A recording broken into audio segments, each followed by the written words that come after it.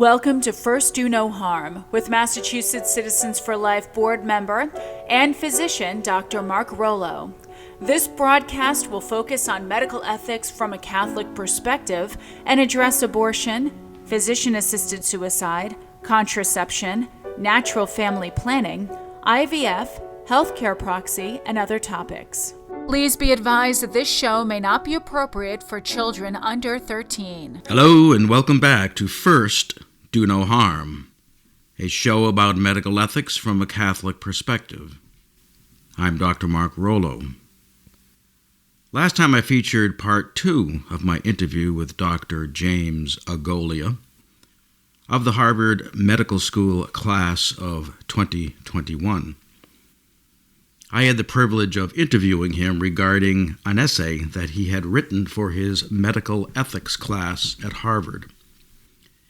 The subject matter for the essay is physician-assisted suicide, which threatens to corrupt medicine itself, along with the society it purports to serve. The first part of the interview focused on autonomy as a basis for the legalization of physician-assisted suicide.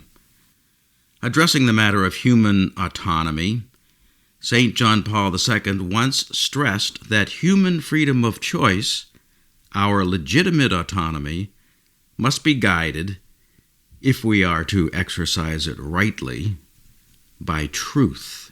Human freedom and autonomy are not unlimited, nor creative of the moral order.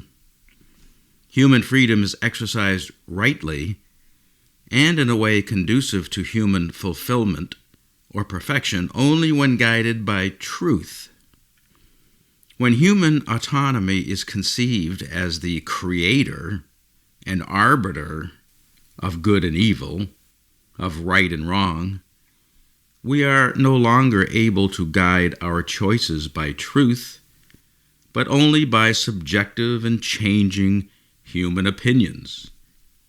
And human autonomy, so conceived, gives birth to the culture of death. In short, human autonomy, freedom of choice, is limited.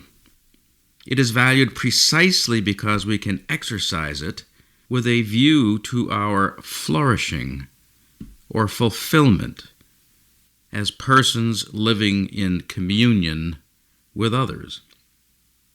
Part 2 of the interview focused on the second most common reason people give for seeking assisted suicide. This reason is not to be a burden on others. This, in a way, is the mirror image of the desire for autonomy. The desire for what is actually radical autonomy necessarily implies the desire not to be dependent or a burden on anyone. The simple fact is, however, that none of us are completely autonomous. We all depend on others and are burdened by others in some way. To think otherwise is a denial of reality and a reflection of the sin of pride. As stated by Martin Luther King Jr. in his letter from a Birmingham jail, we are caught in an inescapable network of mutuality, tied in a single garment of destiny. Whatever affects one directly affects all indirectly. Said Dr. Agolia, as highlighted in the last show, patients who believe they are saving their family from suffering may also be preventing them from learning how to be with a suffering person. Why should a suffering person be viewed as a burden?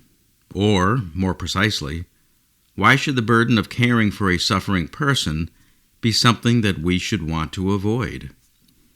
As related last time, Gilbert Meilander, prominent American Lutheran bioethicist and theologian, pointed out, if you love someone, that is, willing the good of the other person above your own, This necessarily entails that you will be burdened by them in a number of ways.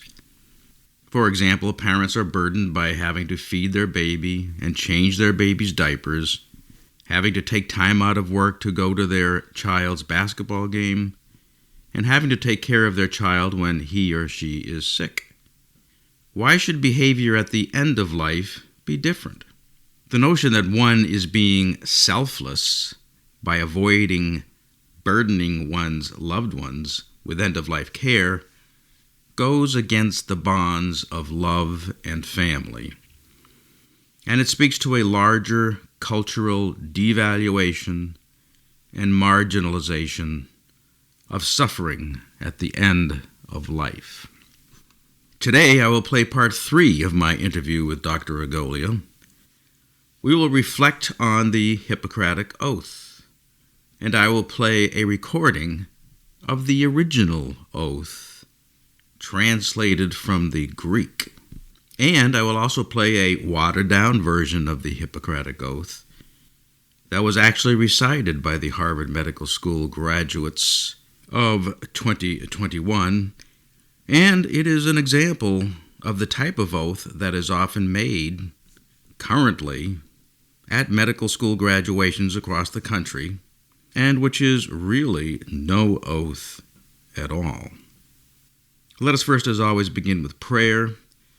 First stated by the U.S. Catholic bishops, only with prayer, prayer that storms the heavens for justice and mercy, prayer that cleanses our hearts and souls, will the culture of death that surrounds us today be replaced by a culture of life. O God, your Son has instructed us in Matthew chapter 5, verse 37. Let your yes mean yes, and your no mean no. Anything else is from the evil one. We pray that the oaths we take be the truth, the whole truth, and nothing but the truth. Let us not obscure the truth with meaningless, vague platitudes that are from the evil one. We ask this in Jesus' name. Amen. And now, part 3 of my interview with Dr. James Agolia. The Hippocratic Oath, because it is the original Hippocratic Oath that said, I will not give a drug to a patient to kill them even if asked, nor will I suggest such a thing. That is in the Hippocratic Oath, or at least the original Hippocratic Oath. With that in mind, when you graduated from Harvard Medical School just a week or two ago, was the Hippocratic Oath mentioned at all? We did not take the Hippocratic Oath when we graduated, no. There was an oath that was written by my classmates that we did take, but many of the traditional aspects of the Hippocratic Oath were not. Right, and I find that it's pretty much been abandoned in most medical schools, but they end up reciting an oath of some sort. And like you said, I think a lot of places they kind of make an oath to each other, which is kind of absurd because the purpose of an oath is to swear to a higher power, not to your classmate. Do you recall any specifics of the oath or how it struck you when you were reciting that? I don't recall anything specifically. I don't recall much specifically from it, which I think in and of itself is suggestive that it may not be the best way to go. I think the nice thing about the Hippocratic Oath is it gets very specific. Yes. About certain things that you should do and should not do. Right. And it's simple, concise, straightforward. And I think a lot of medical schools have abandoned the oath in favor of more, what they feel are more updated oaths or maybe more palatable oaths. I'm not really sure. Yeah. As you can tell, I don't think it's a good move to move away from the Hippocratic Oath. I think we should still be taking it. Yeah, I mean, it tends to be very bland, and there's a lot of vague platitudes and niceties, but again, the whole purpose of an oath is to kind of invoke some sort of a power higher than yourselves that you are swearing to. And the more specific it is, the more meaningful. Right. No, I totally agree with you. And yeah, I would say it is nice to have that moment in graduation, and I think the intentions are good. And while a lot of the students work very hard on writing the oath, it's just hard to live up to the traditional oath in terms of its. It's a classic. It's been around for a couple thousand years at least, and I think there's a reason for that. Yeah, I think it was recited in most medical schools, I think, up until the 40s, 50s, 60s, in and around there. And I really think that I'd have to look back to see what happened point by point historically, but I really think the whole acceptance of abortion, because the Hippocratic Oath also states very explicitly, I will not give a woman an abortive remedy. And once that went out the window, the physician-assisted suicide kind of followed on. Right. Yeah, I'm also not very familiar with the specifics of when the Hippocratic Oath started being taken, but I'd have to look into that more. Yeah. Well, and as you mentioned, it was originally stated by Hippocrates, who lived, 400 years before Christ, and he too lived in a death culture like our own, and he decided to break away from that because most doctors of his time did kill their patients if they thought they couldn't do anything for them, and they did try to give abortive remedies to their pregnant patients if they wanted that.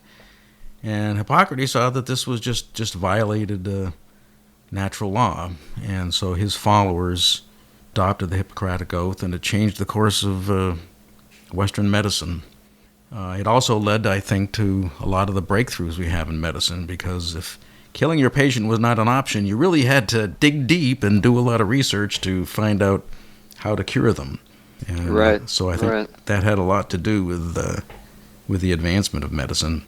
I also wanted to ask you what led to your contacting Mass Citizens for Life after you had written this essay. You didn't want to drop it, but tell me that whole thought process.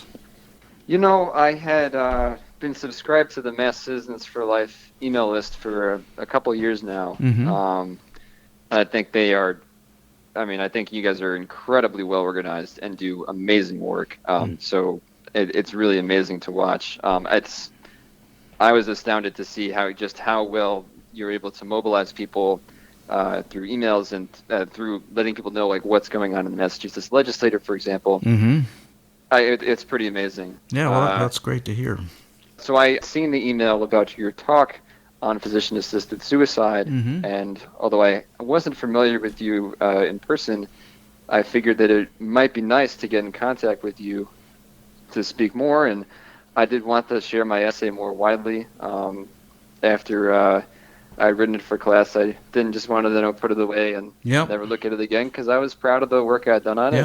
And I wanted to disperse it a little bit more widely, and I'm sure I definitely had some selfish motives with it too, I think, to put things out there and publish things, and that's probably not the greatest motivation. I wish I didn't do that, but God makes everything work out in His favor. So exactly. Well, I'm grateful for that. Yeah. Well, I'm very glad that you did reach out, and regardless of the motivation, because as you say, God has a way to turn what may not be the greatest motivation into something good. But I think what was a mass reading of this week, you are the light of the world.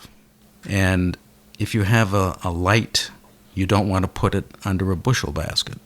And you didn't, and I'm very, very happy and pleased that you felt the need to reach out and to make your thoughts on this issue known, and not to hide, because a lot of people, like you said, they want to keep quiet about controversial things. Now, you're going to be going into a general surgery residency soon, and I know you're not going to have a lot of free time, but have you looked far enough ahead to see how you might want to continue to be involved, as you have been in like the Frassati organization that you mentioned. Have you thought about ways to evangelize, if you will, while you're in your residency? I think it'll be pretty tough. I think I'll be struggling just to keep up with the daily work and the learning. But I think that the best way that all of us can evangelize is just through talking to our, family, friends, coworkers. Yes. Yep. About this issue, because it is great to advocate for legislature at the state level, and that does help a lot, certainly. But the best way is through changing minds and hearts one at a time, and that's often through your closest relationships. So I hope I'll get a chance to talk about these issues, and I think they come up all the time for physicians in any specialty. So yep. I hope I get to talk about them some more with people in residency. Yeah, well, I'm sure you will, and I'm sure you influenced more people than you know just by not being afraid to stand up for life when it comes to the whole assisted suicide issue. So I'd like to hear about your career as you move along, and I hope we can stay in touch. I wonder if you had any final thoughts that you wanted to make about assisted suicide or anything else? Yeah, just that I would say that we have to have a better conception and understanding of care for patients at the end of life. Mm-hmm. One that sees some value in suffering. Yes. And tries to relieve that suffering, yes, but also sees some value in it. Exactly. And accompanies patients through all stages at the end of life, always trying to preserve their health as much as we can, mm-hmm, without making that be like being a slave to prolonging life or forcing people to have medical treatments. We're not talking about that at all. Right. We're just talking about what is medicine for? Why do we go to a physician in the first place? Mm-hmm. What can physicians do and not do, and what would I want a physician to do for my own family member? And I think sometimes it's tough to make this type of argument, but it's one that needs to be made. People need to hear the truth about this, and I think we all have a duty to do that. Absolutely. And I like what you said about suffering. We Catholics understand that suffering can be redemptive. And in a hedonistic world where people don't want to suffer at all, we need to talk more about the value of suffering. Mm-hmm. I totally agree with you, Dr. Rillo. Thank you. So, Dr. James Paul Agolia, have you gotten used to being called doctor yet? No, definitely not. That's a new thing for me. Yeah, right.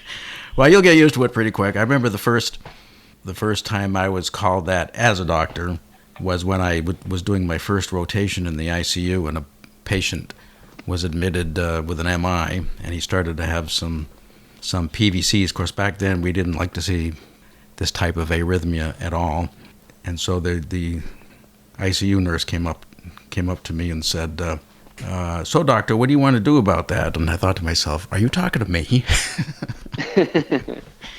But anyway, Dr. Agolia, thanks very much, and best of luck to you in your residency program. Thank you so much, Dr. Rillo. I appreciate you taking the time. Yeah, thank you. This concludes the third and final part of my interview with Dr. James Agolia.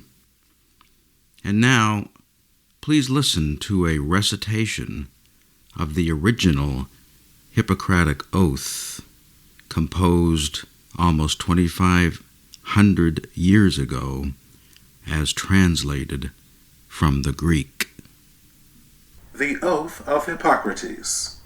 I swear by Apollo the physician, Aesculapius and health, and all heal, and all the gods and goddesses, that, according to my ability and judgment, I will keep this oath and this stipulation, to reckon him who taught me this art equally dear to me as my parents, to share my substance with him, and relieve his necessities if required, to look up his offspring in the same footing as my own brothers, and to teach them this art, if they shall wish to learn it, without fee or stipulation, and that by precept, lecture, and every other mode of instruction, I will impart a knowledge of the art to my own sons, and those of my teachers, and to disciples bound by a stipulation and oath according to the law of medicine, but to none others. I will follow that system of regimen which, according to my ability and judgment, I consider for the benefit of my patients, and abstain from whatever is deleterious and mischievous. I will give no deadly medicine to anyone if asked, nor suggest any such counsel, and in like manner I will not give a woman a pessary to produce abortion. With purity and with holiness I will pass my life and practice my art. I will not cut persons laboring under the stone, but will leave this to be done by men who are practitioners of this work. Into whatever houses I enter, I will go into them for the benefit of the sick, and will abstain from every voluntary act of mischief and corruption, and further from the seduction of females or males, of freemen and slaves. Whatever, in connection with my professional practice, or not in connection with it, I see or hear in the life of men which ought not to be spoken of abroad, I will not divulge, as reckoning that all such should be kept secret. While I continue to keep this oath unviolated, may it be granted to me to enjoy life and the practice of the art respected by all men in all times. But should I trespass and violate this oath, may the reverse be my lot. And now, please listen to the actual recitation of the oath made at the 2021 Harvard Medical School graduation. Well written and well intended as it is not an oath which makes one accountable to the truth of a higher power. Rather, it is a mere pledge made to one's peers. We will now have members of our class recite our class oath. We first recited this oath at our white coat ceremony 4 years ago, at the start of our professional education. We now reaffirm this oath before launching into our careers in dentistry and medicine, committing to excellence for our patients and our profession. Today, we pledge to all those here today with recognition of the education and experience gained on the ancestral land of the Massachusetts people. That according to my ability and judgment, will keep this oath. We pledge to our patients to do no harm, uphold your autonomy, protect your privacy, and be your partner in the journey towards healing. We will approach each person holistically and humbly, offering a listening ear and a hungry mind. We recognize our patients' lived experiences, strengths and resiliences, so that their wellness can be rooted in empowerment.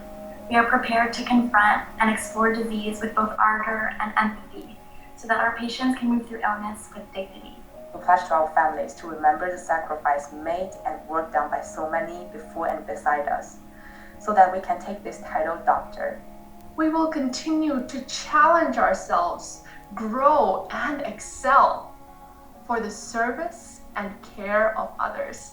We honor the lives lived and legacies left by those who were hurt by medicine, and aspire to transform care so that it can meet the needs of our country's people.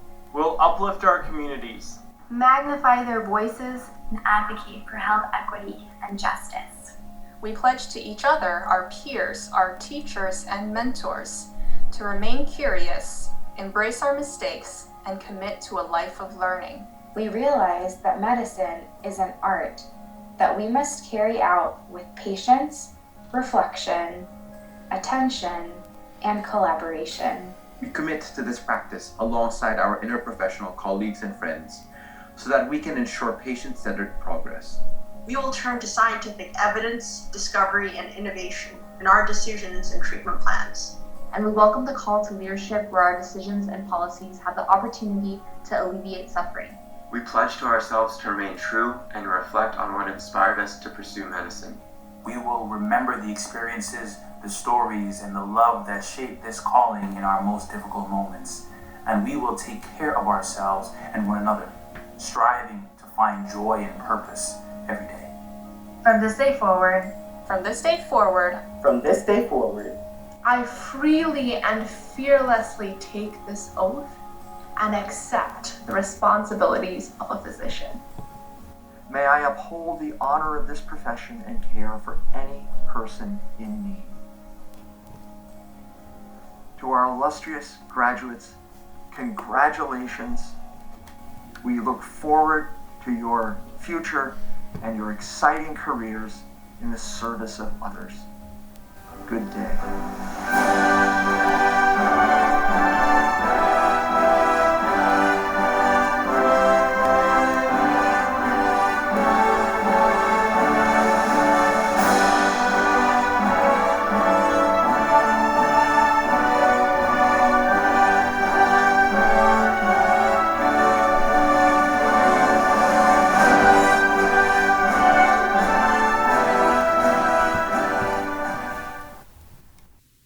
Which oath would you want your doctor to make? The oath which humbly makes one accountable to a higher power, or the oath which makes a pledge to a peer? The 2021 assisted suicide bill is now before the Massachusetts legislature. It is euphemistically called an act relative to end-of-life options. It is not about giving patients the right to die. It is about giving doctors the right to kill. Call your state representative and state senator today at 617-722-2000. Tell them we already have end-of-life options. They are called hospice and palliative care. They are called walking with your brother in compassionate care and welcoming the burden of his suffering and helping to alleviate his pain. Tell them you want your doctor to continue to be a healer and a comforter, not a killer. Until next time, remember, we should always treat life with care and respect. And at the very least, we should first do no harm. Thank you for tuning in to First Do No Harm. Dr. Rollo welcomes your questions and comments. You may contact him at markrollo978@gmail.com. That's MARKROLLO978@gmail.com. Thank you, and until next week, remember, first, do no harm.